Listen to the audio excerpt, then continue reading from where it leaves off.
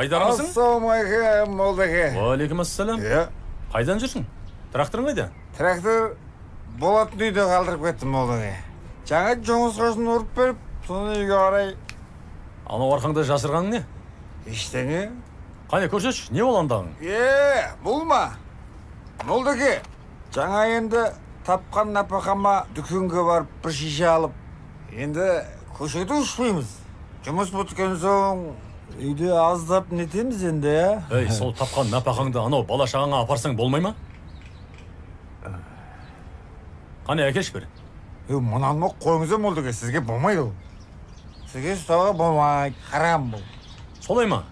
Сонда маған ұстауға болмайды, саған ұстауға бола ма сонда? Сіз деген молдаке мұсылмансыз ғой. Дін жолындағы адамсыз. Ұят болады. Сен ше, мұсылман емессің бе? Мұсылманмын. Қане әкел бір. Қойыңыз, сізге берсем қазір сындырып тастайсыз, немесе төгіп тастайсыз. Сындырмайын да төкпеймін де. Әкел. Не істейсіз ал? Жаңа өзің айтпақшы, мешіттің алдында себем шаң баста қылам. Мынаны ма? Иә. Қойыңыз, молдаке. Болмайды ғой, бұл Алланың үйі. Ұят болады ғой. Сол мынау харам нәрсемен ластамақсыз ба? Харам екенін біледі екенсің, Мен ластасам, мен мынау адамдардың қолымен жасалған мешітті ластайын деп тұрмын. Адамдардың қолымен төселген тасты ластайын деп тұрмын. Ал сен ше? Алла тағаланың жаратқан, саған аманат етіп берген денесін ластайын деп тұрсың. Ойлан, бауырым.